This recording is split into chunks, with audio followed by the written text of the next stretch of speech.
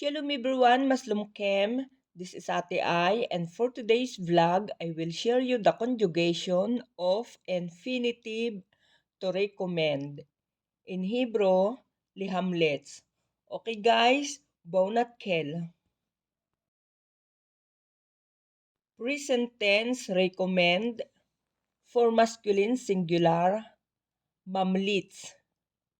Ani, mamlitz. Ata, mamlitz. Hu, mamlitz. Present tense recommend for feminine singular, mamlitsa. Ani, mamlitsa. At, mamlitsa. He, mamlitsa. Present tense recommend for masculine plural or mixed gender, mamlitzim. Anachno, mamlitzim. Atem, mamlitzim. Hem, mamlitzim. Present tense recommend for feminine plural, mamlitzot. Anachno, mamlitzot. Aten, mamlitzot. Hen, mamlitzot. Okay guys, for past tense, recommended. Himlatzti. Himlatzta. Himlatz. Himlitz. Himlitza.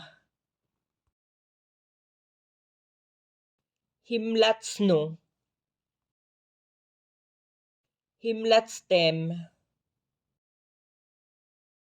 Himlatzten. Himlitzo. Himlitzo. Okay, let's move to the future tense. For future tense, we'll recommend. Ani, amlitz. Ata, tamlitz. At, tamlitzi. Hu, yamlitz. He, tamlitz. Anachno, namlitz. Atem, tamlitzu. Aten, tamletzna. Hem, yamlitzu. Hen, tamletza. Okay guys, this is the imperative or the command. Imperative recommend for masculine singular, hamlets. Imperative recommend for feminine singular, hamlitsi. Imperative recommend for masculine plural, hamlitsu. Imperative recommend for feminine plural, hamlitsna.